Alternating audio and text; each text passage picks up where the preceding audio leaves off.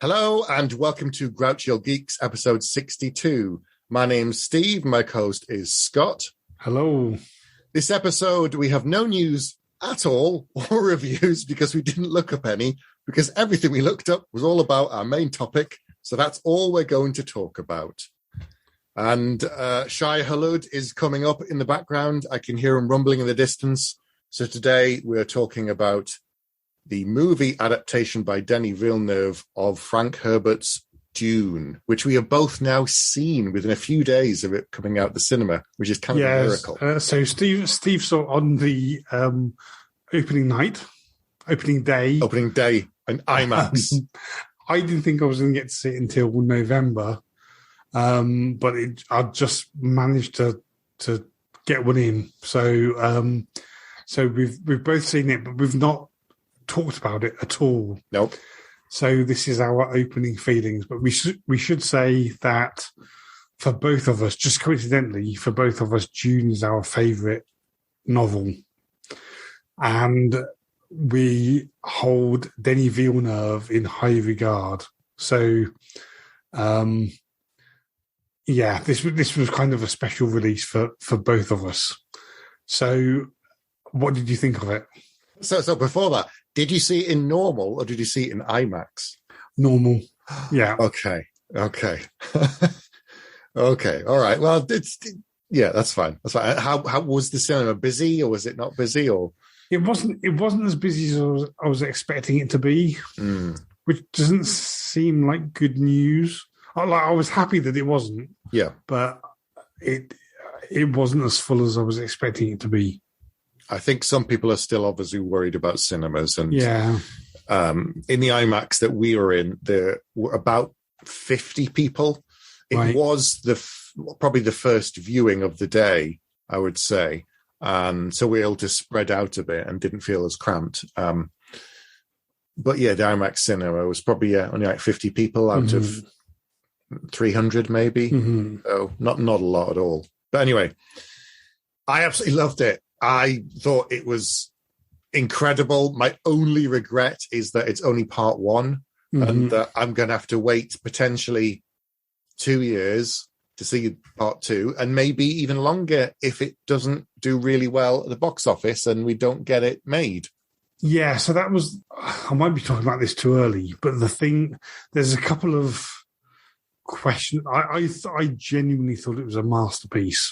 So let me just preface everything I'm about to say with the fact that I loved it. I thought it was brilliant. And we're going to do spoilers as well. I don't think it could have been better. But there was a couple of not so much concerns, but the fact that it's the novel that I've read more times than any other novel, and I know it like the back of my hand. But in terms of if you're relatively new to it, it's not like the end of Fellowship of the Ring that did kind of end with something kind of satisfying. Yes. It didn't. As a movie, I'm pleased. Not like Denis Villeneuve is ever listening to this. He's never going to listen. But, no. But this isn't a criticism. But it's like it might be split into two movies, but it's so clearly one story. And as a first part, it didn't kind of end. It just sort of stopped. Yes. Which is fine, and I understand that, and I can't wait for the second one. But if you're new to it, then I don't know how. First of all, I don't know how understandable the whole thing is from beginning to end. Well, I'm not saying that it's not understandable. No, but I'm just saying as something that I know, as something that I know so well, I don't know how well it stands by itself as a self-contained movie. So I'll say we're going to spoil this because we're going to talk about the whole film in some degree or another. So if you've not seen it and you don't want to hear spoilers, then come back later. So on that point of whether or not it's understandable, a friend of mine took his 2 kids to see it who are 11 and 13, and they haven't read the book and they didn't know the story. So even with the exposition that there was in the film to explain certain things, which you and I are probably like, yes, get on. We know what's going on. They still struggled with kind of following all of it. They didn't get all of it because they weren't really sure about what was going on. Whereas you and I were just kind of looking at things and going, oh, it's amazing. That's a reference to this and this is that. So they were a little lost, I think is what my friend said about his kids that saw it. Which I can understand because there's so much going on. I think that's a fair comment. Yeah. Yeah, I agree. And it's also, it's a very, very complex story as well. It's not like a Star Wars film where it's all pretty much straight. These are the good guys. These are the bad guys. They've got a beef with each other. We'll just watch them shoot each other for 2.5 hours. Whack each other with laser swords. It's really not like that. And I thought it was very interesting what they chose to keep in and what they chose not to put in. And particularly I found it interesting that actually a lot of the stuff that they chose to keep in was a lot of the stuff that David Lynch also chose to keep in his 1984 version. Like, I don't think they're comparable. No. But there's with something of the scope of that book, you have to make a decision about what am I going to leave in, what am I going to throw out. And actually a lot of stuff that was in there was also in David Lynch's version of Dune, like the meeting between Jessica and Shut-Out Mapes, and like lots of tiny little scenes which didn't necessarily seem important at the time. The Deaf Harkonnen. Yeah, they kept that. I've got a story about that, which I can tell you whenever. That's interesting. But in summary, I genuinely like. We'll get into the details, but I genuinely felt it was a masterpiece. Like I'm heavily invested in Denis Villeneuve as a director, and I'm heavily invested in Dune, even more invested in Dune as a story. And it was, I think, better than I hoped it was going to be. I was just blown away by it. And the soundtrack and the whole kind of soundscape provided by Hans Zimmer was amazing. And that was one of the benefits of seeing it in IMAX, was not just the size of it, but the speakers. And at one point, it wasn't even music. I think it was just some of the special effects. It's so loud, but you can kind of feel it in your chest as well because it was so intense. And some of it, and I think there were a couple of moments, to be fair, to be slightly critical, there were a couple of moments where I struggled to hear what someone was saying because the soundscape was so big. I mean, it wasn't, I still knew what was going on, but it was only a few short moments. So there was a couple of moments where I think it was slightly too overwhelming, but in general, it all added. Because normally, soundtracks are important to me in particular because I use them so much and they're important for mood and writing. But for some people, they're just kind of like, But you think about The Mandalorian, you think about John Williams' scores, and you think about the music in this, and it's just that it's critical. It's a part of the landscape. If you changed it for something else, it would just change the tone so much. It was brilliant. I absolutely loved it. There was no part of it. There was no element of it that he clearly hadn't thought very deeply about, and that worked with the rest of it.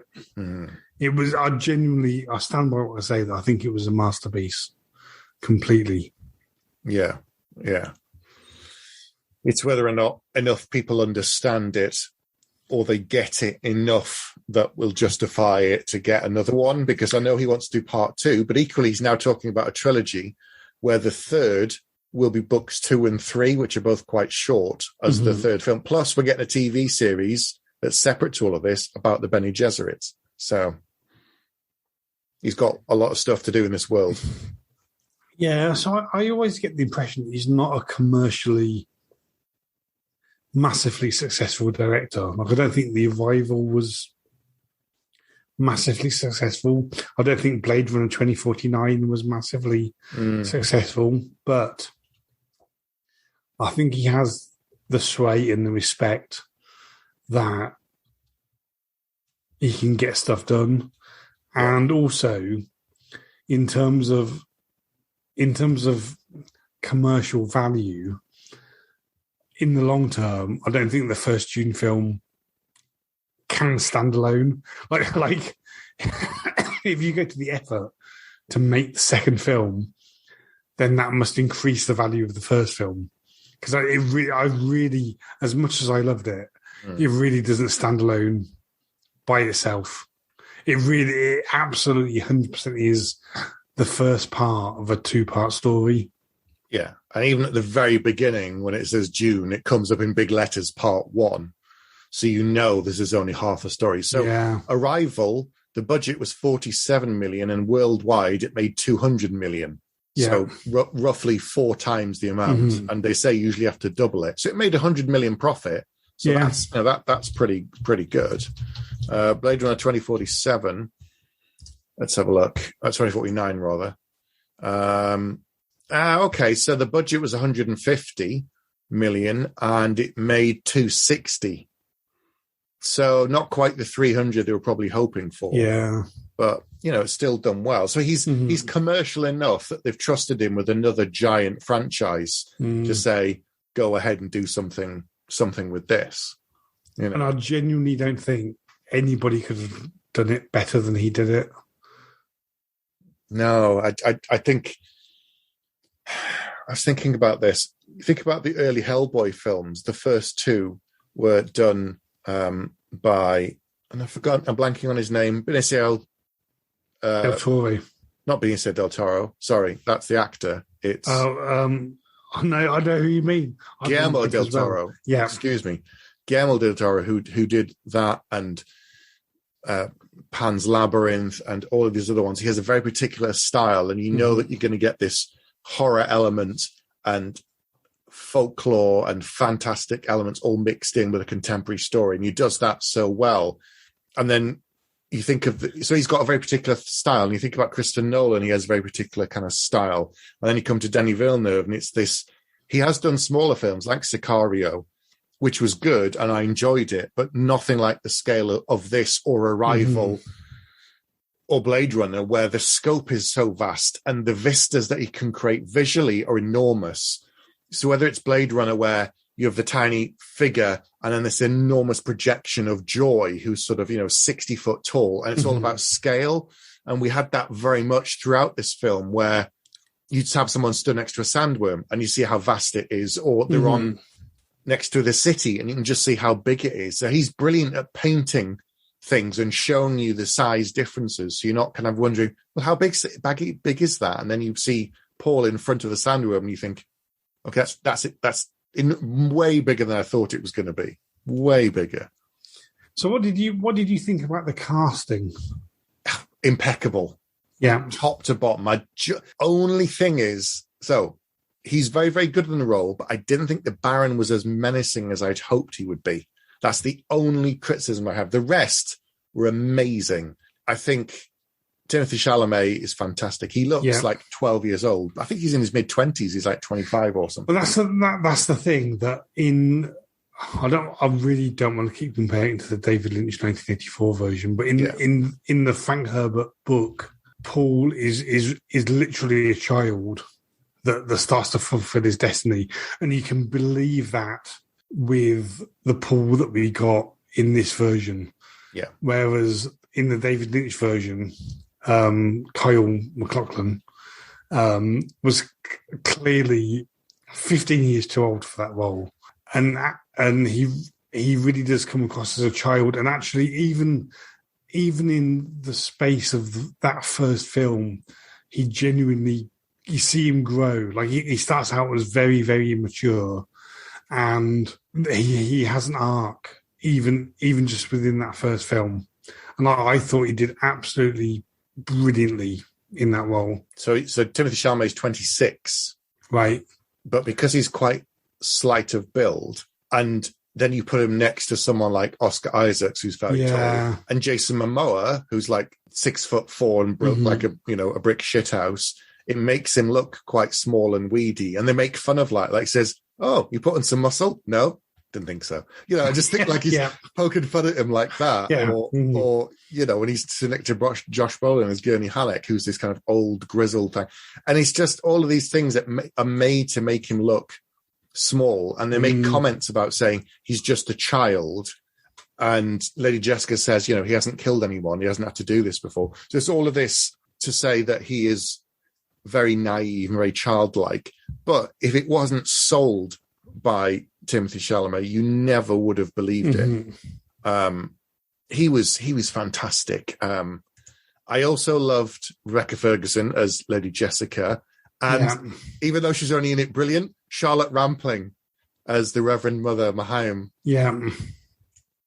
What did you think of the rest? I thought the casting was brilliant. Like Oscar Isaac as Duke Leto Atreides, he was somebody I as far as I can recall, I'd never seen him before Ex Machina, which is the Alex Garland film that he did before Force Awakens. Yeah. And I thought he was great in Force Awakens. I don't think he was given anything interesting to do in the Star Wars films. Nope. And he was just, no criticism of him, but it kind of felt like he was phoning it in because he had nothing, he was given nothing better to do. Nope. I thought he was absolutely brilliant. Like he had stature. You could believe that he was a duke that was the head of this massive house that had been given this huge responsibility. And I thought he did brilliantly. Like you say, Lady Jessica, I thought was brilliant. I thought Gurney Halleck, who was Brolin, who was played by Josh Brolin, I thought was great. And even the things that they did that was kind of funny tied into the character, where they were about to take on Arrakis, and Oscar Isaacs turned to Gurney and said, "Smile, Gurney," and he goes, "I am smiling," and he's not at all. No, but I thought that was brilliant. And Dr. Yui, Thiefa Howard, who was the other Mentat, I thought it was a brilliant role. It was just flawlessly cast. It was brilliantly done. I was going to say, I'm trying to think of, and Javier Bardem as Stilgar. Yeah.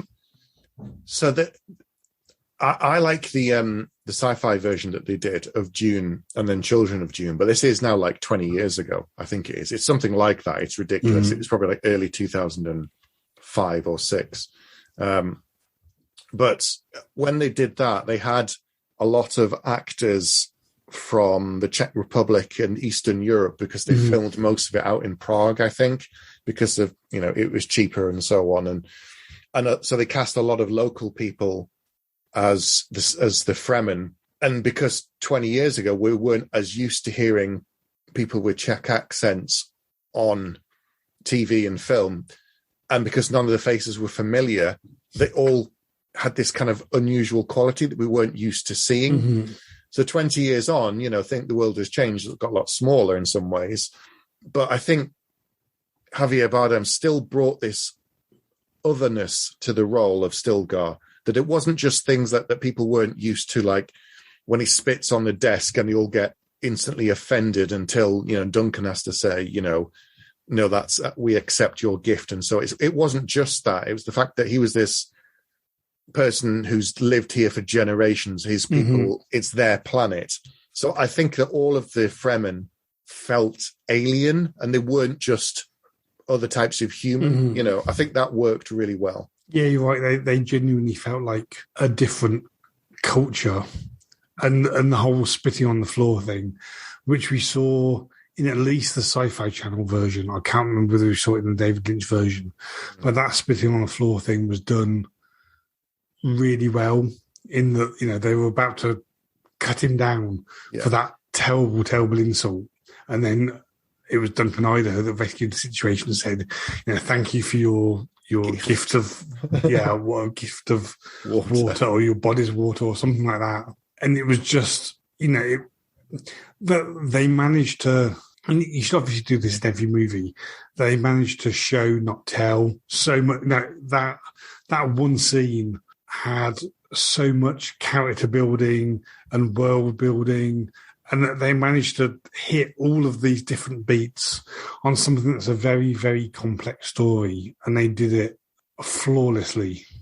I really think it was amazing. What did you think about the visions and how they handled Paul being the Mahdi and setting up the idea that he also might be the Kwisatz Haderach? How did you feel about that sort of stuff?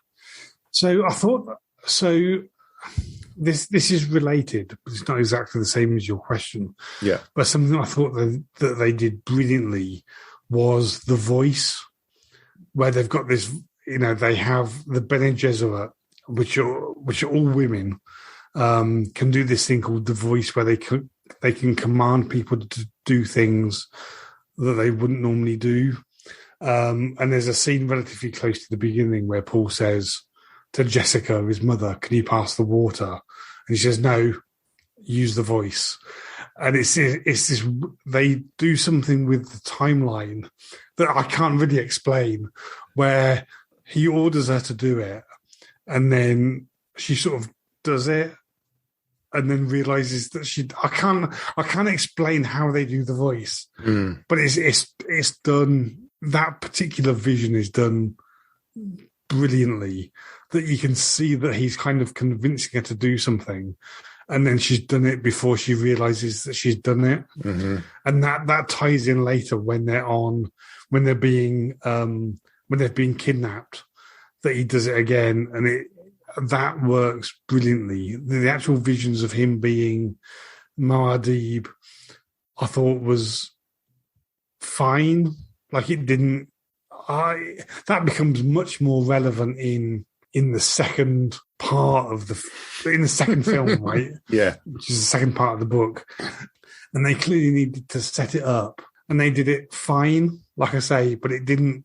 To me, it didn't. It wasn't as done in as clever a way as they did the voice, which I thought was brilliantly done. Yeah, because Reverend Mother Mahayam uses it on Paul. She says, "Come here," and he says, "No." And then she says it, and he's just there. Yeah, it's the way they edited it, and he suddenly just kind of like, and he just kind of sits down. He's like, "Wait, why did you?" He doesn't realize that he's done it. They just cut the bit out from when he walks across the room. Yeah, getting that he's just there. But then Paul uses it on his mother later on when they're in the tent, when he says he kind of says, "You made me a freak," and he says it first time, then he shouts it at her using the voice, and that was so shocking, because it was so loud and it was so unexpected. And every time before we've seen someone use the voice, we knew it was coming to some degree.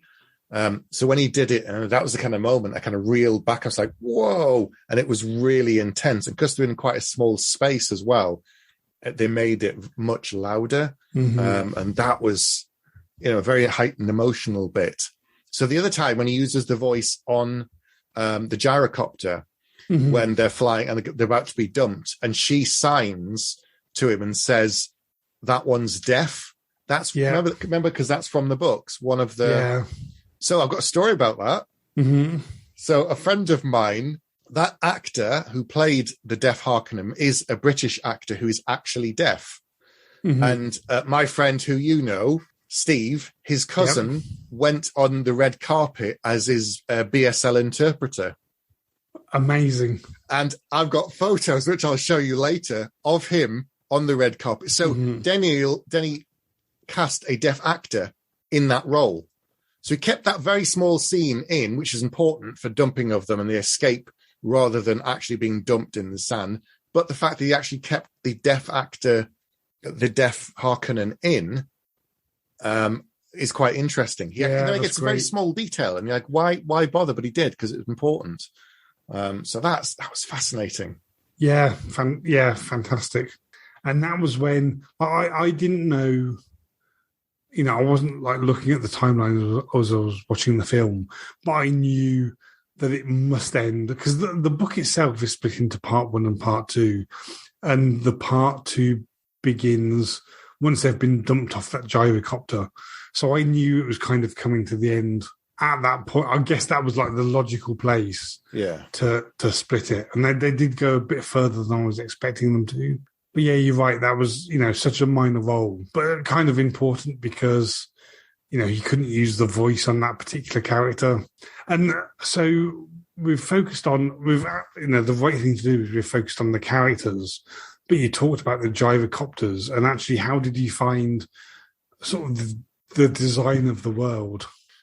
So the technology was brilliant. I thought it was so well done. And there's some things I knew, but I kind of hadn't really thought about. So the spice harvesters are obviously noisy and loud, and they have to be taken away when the worms are coming for worm sign. But I had never thought of the place of the way they're being lifted out as some kind of like hot air balloon. Mm-hmm. That was genius. I thought, of course it would be. Of course it would be just some kind of thing that attaches and it inflates and then just drift away. It hadn't occurred to me. I was thinking the gyrocopters would be something different, more like a sort of helicopter. But what we saw was this great kind of dragonfly insect craft. So that was amazing. But in terms of just the visual setting, and so the contrasts were quite big. He does this a lot in his films. Even on the posters and things, like the contrasting colour. So when they went to Caladan, there was lots of water and it was green and it was lush, and there was the wind and there was rain and there's, the sea and water everywhere, absolutely everywhere. And all these kind of lovely, gentle, earthy colours. And then you get to Arrakis and it's just arid and really, really bright. And there's not a drop of water anywhere that isn't precious. And there's glare. Although I'm glad he didn't do lens flare, because that would annoy the shit out of me. If like on Star Trek they kept having lens flare. Yeah. But the contrasts were really apparent between the different worlds. Really.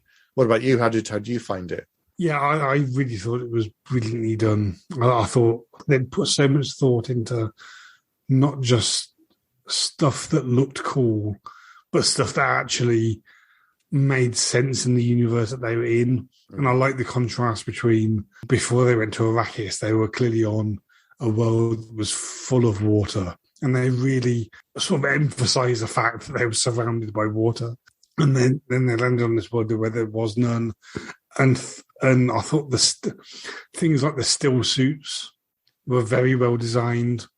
And when this is going to be of a spoiler, but I think she dies by that point in the book anyway. But when Dr. Liette Kynes, the planetary ecologist, gets stabbed, and they stab her through the still suit, and what comes out isn't blood, but it's just like loads of water. Yes. It's like, that makes so much sense. I saw that and I went, oh, of course. But it shows that they've thought about these things really deeply, and it's a really cool visual as well that she was stabbed, but it wasn't loads of blood coming out. It was just water from the still suit, and I thought that was just brilliantly done. And that's a really good example of the depth at which they've just thought of everything, and everything makes sense. They didn't just think of things. I don't want to bring J.J. Abrams into this, but they didn't just think of things. They didn't just put things on the screen because it looked good. They put things on the screen that looked cool, but the reason they were how they were was because they'd really thought about how things should be. And that the murder of Dr. Kynes was the absolute perfect example of that. Like, you had somebody getting stabbed, and all that you saw was this sort of loads of water from the still suit just emerging from her. And I thought that was just brilliantly done. And like when Paul fights Jamis, as soon as he's dead, they put him essentially on like a waterproof sheet, like straight away, and they wrap him up in it. Like you think, oh, he's bleeding out, but you don't see him bleeding at all because they won't, because it's a waste of water. Yeah. As soon as he's dead, they just roll his body onto it, and then that's it. And it's like, oh, okay. And there again, it's all about water because it's so precious. But then there's that moment earlier on where there's the sort of 20 palm trees, and Paul goes out and the guy says, oh, you shouldn't be out here. And he's watering them really, really carefully. And he says each one of these is something like 5 men. It takes the water. And you're thinking, well, how many men is that the water could be? But they want to keep them because they're holy, these holy trees that grow in the middle of the desert. So it's, they subtly touch on the massive contrasts between lots of water and no water. And even when Reverend Mother comes to visit them, before she's leaving, there's fog and there's mist everywhere. I'm like, you don't get that anywhere else because it's so dry. You wouldn't get it. Whereas Callowlands, the air is so wet and the weather changes so much, like in Britain and other places with a different climate, that you have fog and mist. And, it's just, he does a lot without saying it. He just shows you. Yeah. And actually, one of the things they say, which is really good, is when Paul and Jessica get captured by the Fremen, they say to them, why do you think you've got value beyond the water that you can provide the tribe? Mm-hmm. And it's like, which is essentially, why don't we just kill you? Yeah. And then just take your water? And why, how can you be so arrogant that you think you have value beyond the water that is in your body? Yeah. And it was just brilliantly done. Really, really well done. I love the way that they showed spice, because they haven't done that in the same way. They haven't done it in either previous version of film or the sci-fi series. The fact that we saw spice in the air, that it was just, drifting around like little dust motes. And when he inhaled it and then it had an immediate reaction on him, that was quite good, because we haven't seen that before, and it triggered the visions and various things. But maybe the technology just wasn't there before, but it was this time, and that was really cleverly done. I thought even in the tent, when they're inside the tent and it's covered, it's still in the air because it's because of where they were and because it's on that planet. It gets everywhere. The eyes weren't very blue, I thought. I was expecting them to be much richer. So I think some people's were blue and some people's weren't. So I think they made a distinction between, and I can't remember the exact names of the tribes, but between just the native inhabitants of the planet, who are the Fremen, and actually some of the tribes who really do live amongst the spice. So Chani, who's the character played by Zendaya, I think she had like super blue eyes, and the others, and I think Stilgar, who is a character played by, I've forgotten his name, even though Javier Bardem. I think he had really blue eyes as well, but I think they differentiated between the Fremen that live, like shout out Mapes, the Fremen that live amongst the humans or in the towns, and the Fremen that live amongst the spice. Yeah, the deep desert. I think some of them had really blue eyes, but it wasn't like in previous incarnations, in the Sci-Fi Channel version and in the David Lynch version, they just all had like crazy blue eyes. And I think they deliberately differentiated between the Fremen that live in different places. Yeah, it makes sense. The deep desert versus living in a city where it's not quite as rich, and they probably don't imbibe it in the same degree as they do in the Sieges and places. I wish we'd seen like a Siege, but that's all going to be in the second half, and there's all of the other stuff to come. Like we got flashes of the visions that Paul kept seeing things, and some of them. It wasn't confusing, but I wasn't quite sure what was going on. So he kept having visions of Jamis, who's the guy that eventually fights and kills. But he kept saying, the audience was made to believe that he was going to teach Paul about the desert, that he was going to be his mentor and he was going to train him. And, eventually they'd go into the deep desert and this guy would show him the ways of the desert. But of course, that isn't what happened at all.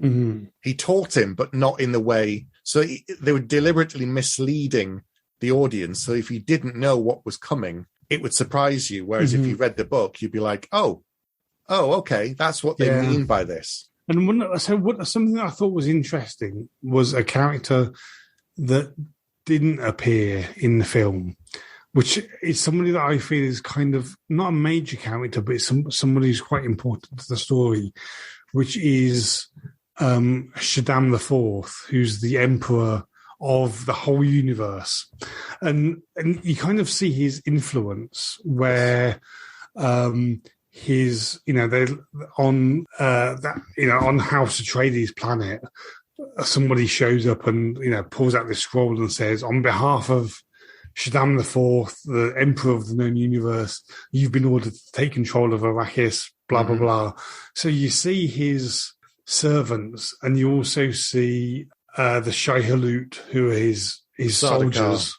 The Sardaukar, who are his sort of soldiers that are very, very present on Arrakis. But he feels like a character that becomes... There's stuff that they did in the first film that I feel like is there just because it's going to be important in the second film. Mm-hmm. But Shaddam IV, who probably doesn't have that much of a role to play in the first film, is much more important in the second film. And it was a surprise to me, not criticism, because Denis Villeneuve clearly knows how to do this much better than me, but it was a surprise to me that you don't have, because that's a character that has to kind of be important in the second film. You just don't see him in the first film at all, other than the fact that he's acting through his servants, basically. Yeah, because the Harkonnens are getting orders from him. Reverend Mother goes to see them at one point, and she's talking on behalf of what the Emperor's going to do.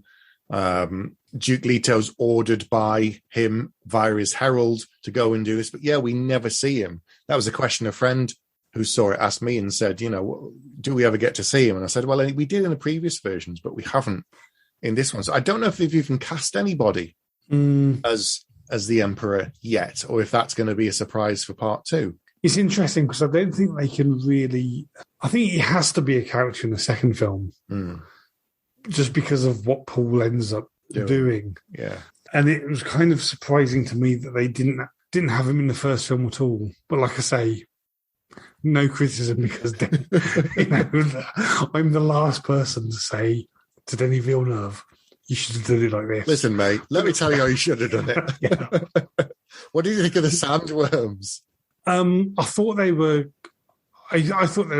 great, and clearly they're going to be much more important again in the second film compared to the first film. And the fact that they were there, but not like super, they were important in the first film, which is, what happened in the first half of the book. They were there as something to be avoided. Like they were just threat and nothing else.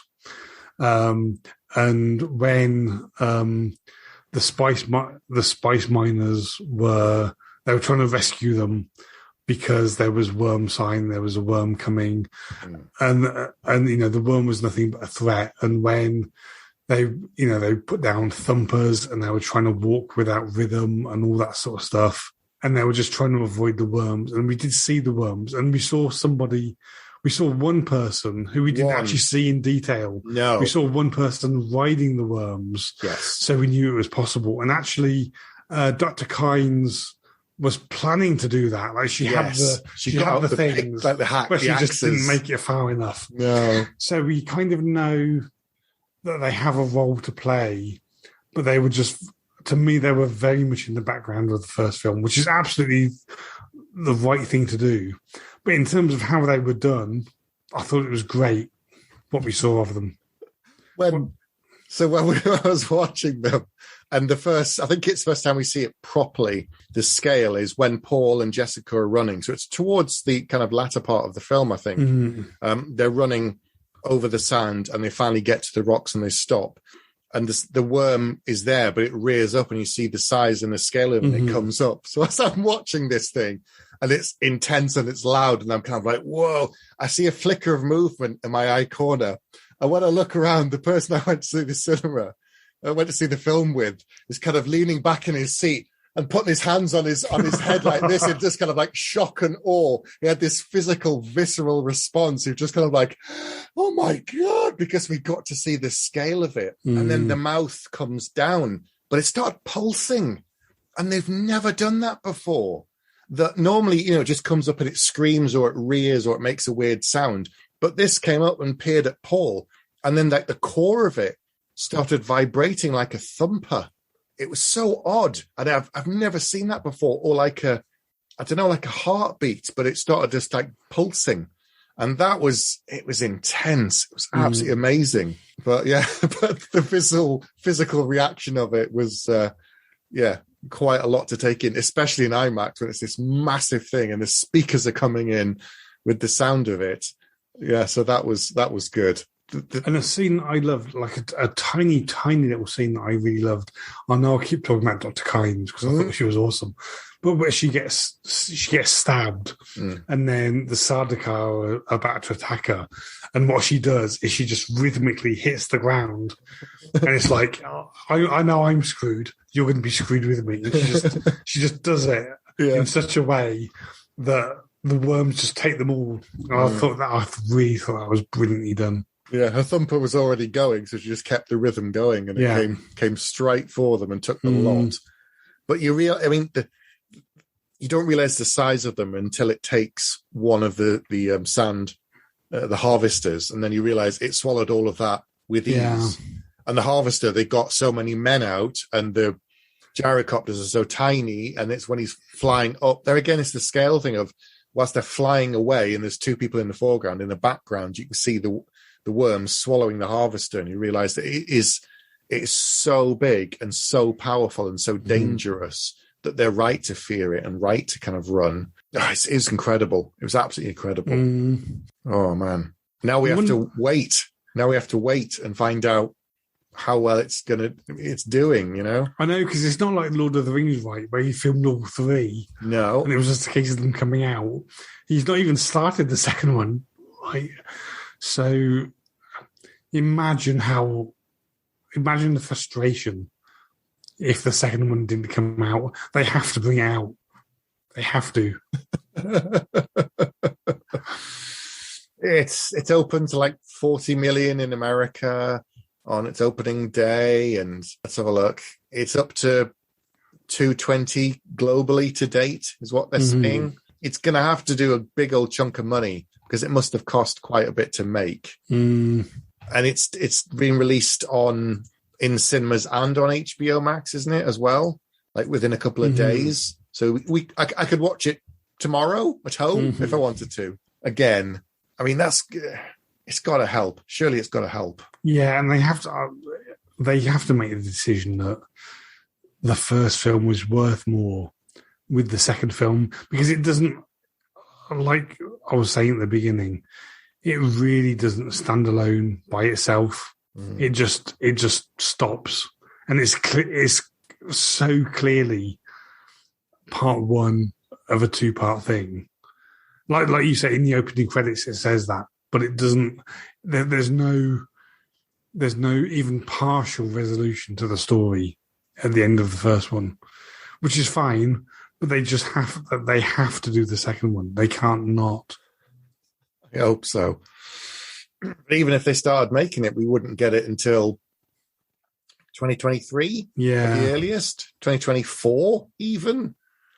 But I don't know. I don't want them to leave it too long, so they might have to recast somebody.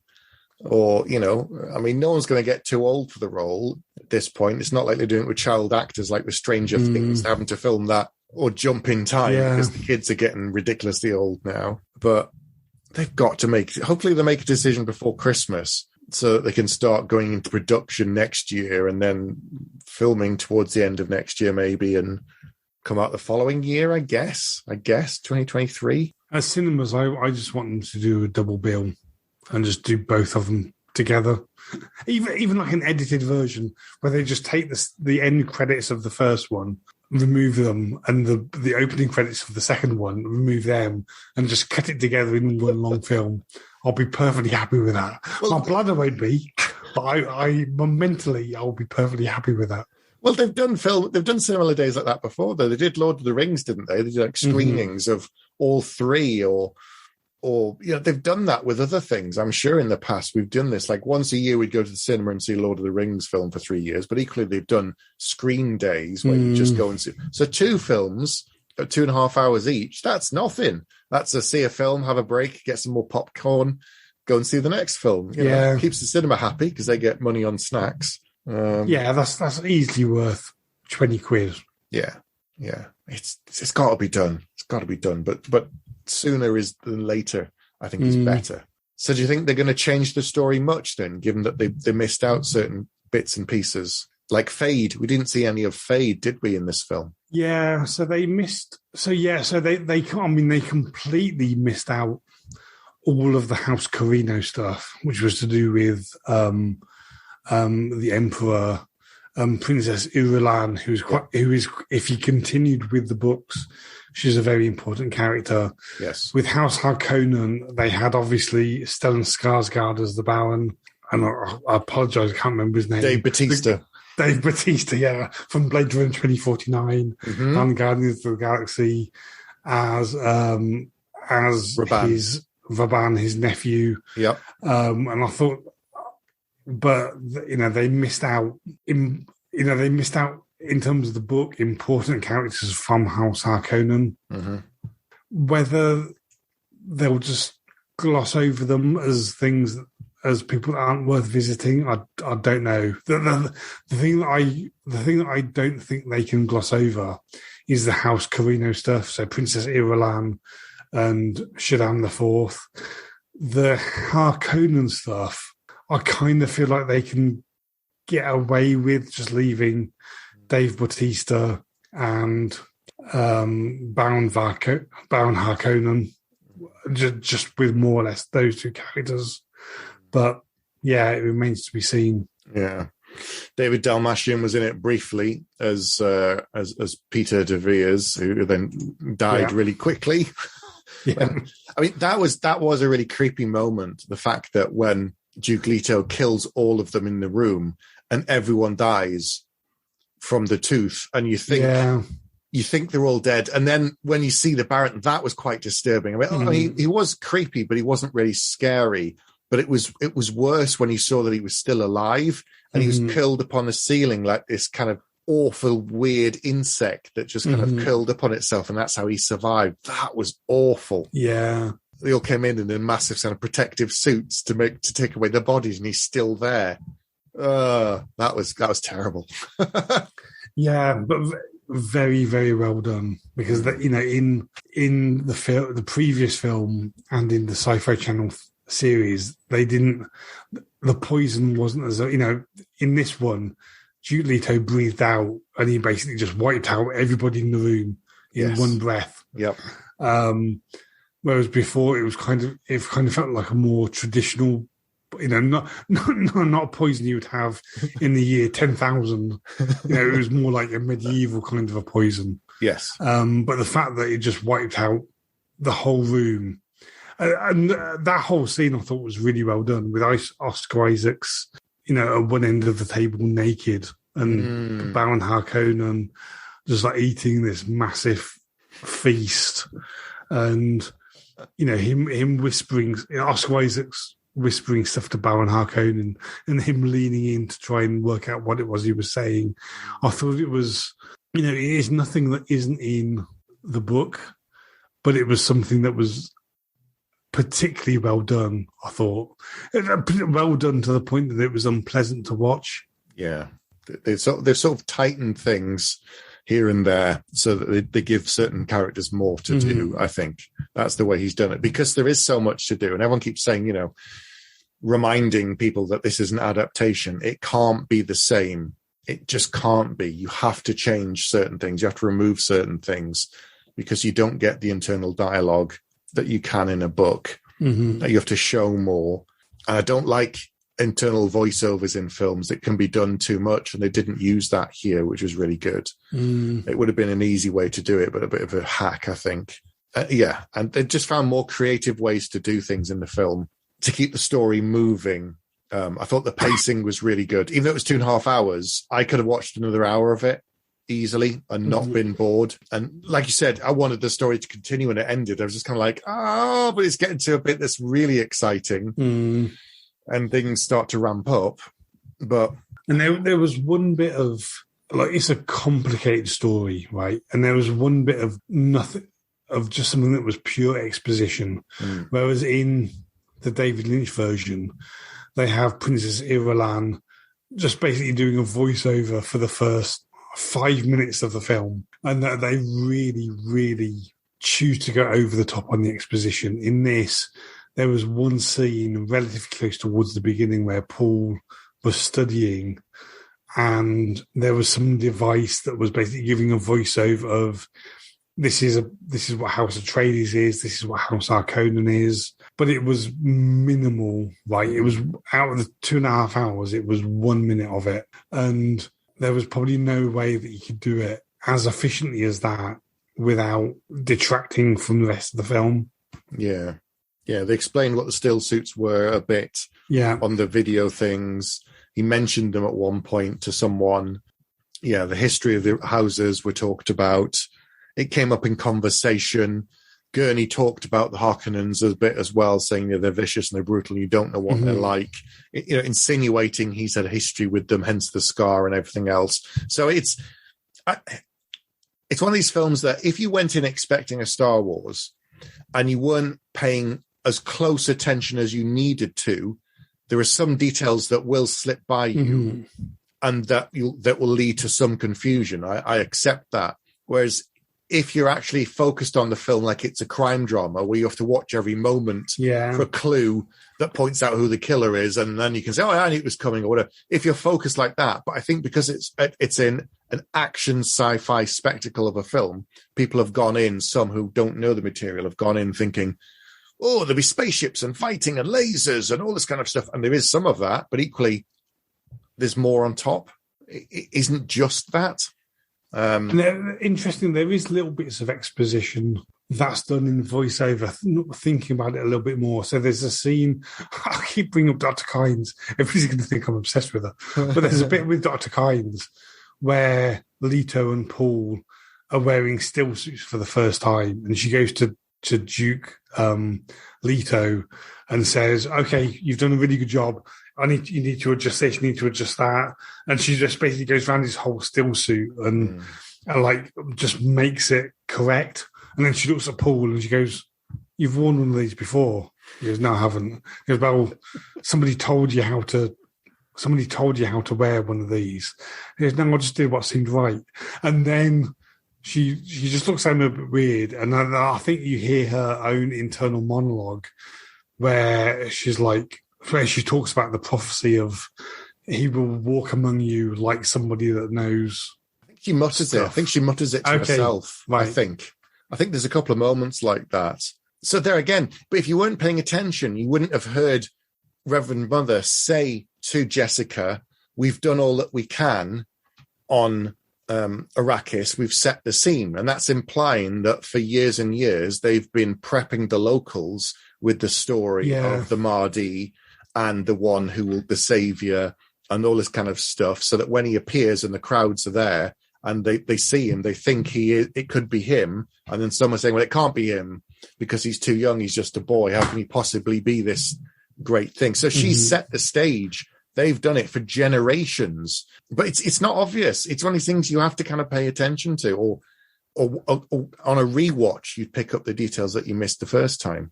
Yeah, and there's a scene, again, which is probably throwaway if you don't know the meaning of it, but where the Bene Gesserit Reverend Mother is saying to Jessica, you were ordered to give birth to only girls. And I don't know whether she says the name Kwisatz Haderach, but she just basically says, are you arrogant enough to think that you've bred the Kwisatz? I don't know whether she says Kwisatz Haderach by name, but she said, are you arrogant enough to think that you've done that? And it means nothing in the context of that first film. It's so important to the story. And the fact that they keep it in and they have that conversation, And all the stuff with, her using the voice and pulling Paul in, and him putting his hand in the box, and the Gomja bar, and only animals, an animal would not be able to override their desire to pull their hand out of the box, and all of that stuff, which means nothing in the context of the film alone, but pays off, is so important to the rest of the story, was just brilliantly done. There's lots of layers. There's lots of layers that I think people who don't know them stuff will miss it, would need to get it on a repeat viewing, would need to go away and read the book even, or just do some searching online, as that's probably the shortest way that people will do. Be like, what does this mean? What's that? And go and Google it. I think that's the way. But for me and you, who are looking for this kind of stuff, who know the material, it was fantastic. I want to go and see it again now, because the first time you're trying to absorb so much. There's so much going on. There's so much sound, and to take it all in visually. I'd like to see it again a second time fairly soon, so that I can kind of sit back and let it wash over me this time. Well, the brilliant thing is they don't shy away from doing it, right? They don't think we've got a few hours to tell this story, we're just going to pull all this stuff out. It's like they're going to do it, even if you're going in completely unknowledgeable about June. If you go into the film, there's loads of stuff in there that is important, that's going to mean nothing to you, but they don't shy away from doing it, and I think that's brilliant. It's not spoon feeding you everything. No, which I think some people probably criticize it for. I'd be like, well, it's more intelligent than you're expecting, so that's something you need to deal with, not the fact that it didn't give you all the answers. It's not a lazy film, and it's. I'm going to say this, but I love the Marvel films, but in some ways, everything's there on the screen that you need to know. Yeah. You don't need to go away and think about it to work out stuff, or to see it again to work out stuff. It's all there. You're not going to get anything different on a future viewing in terms of undercovering extra meanings. You might get emotional stuff from the film on repeat viewings, but there's no extras to the story to unravel, but you will with this. And that's, as you say, it's there's more stuff there for people to pick up. I think that's a good thing. So I'd like more intelligent sci-fi films. Yeah, and Denis Villeneuve seems to be doing it single-handedly at the moment. I can't point to anybody else I think is doing stuff that's that interesting. No, I think Christopher Nolan tries. Yeah. But I've not seen the last one, Tenet, which apparently, as you said, is very complicated. I love Tenet, but it's very, very complicated. So there's those two in terms of genre films. Everything else, I don't know. I can't think of anything else that's that complicated that you're there like trying to scratch your head and work out what it's actually about. Anything else? I don't think so. I think we've probably gushed about how brilliant it is enough. We should just go and watch it again and then do another episode about how brilliant it is. A guest on, and we can talk about it as well with them. So, yeah, if you haven't seen June, go and check it out. Please go and watch it, because the more people that see it, the more likely we will get a part 2, and sooner. So go and see it soon, or rent it from HBO Max or whatever, or buy it from HBO Max if you can. And we don't care whether you like it or not. Just for our personal benefit. Yeah, make sure you watch it. Yeah. Then we can have part 2. It's like a Patreon or a Kickstarter for us. Yeah, we've never asked you for a Patreon or any kind of Ko-fi in the 8 years that we've been doing this or more. So we'd like you to just go and see June as a favour to us. That would be something we'd really appreciate. So yeah, go and do that. Go and see June. And then tell us about it, and we'll say thanks. Yeah. I think that's fair. Right. That's all we're going to talk about for this month and for this episode, but we'll be back next month. But in the meantime, it's good night from me. And it's good night from him. Good night. Good night.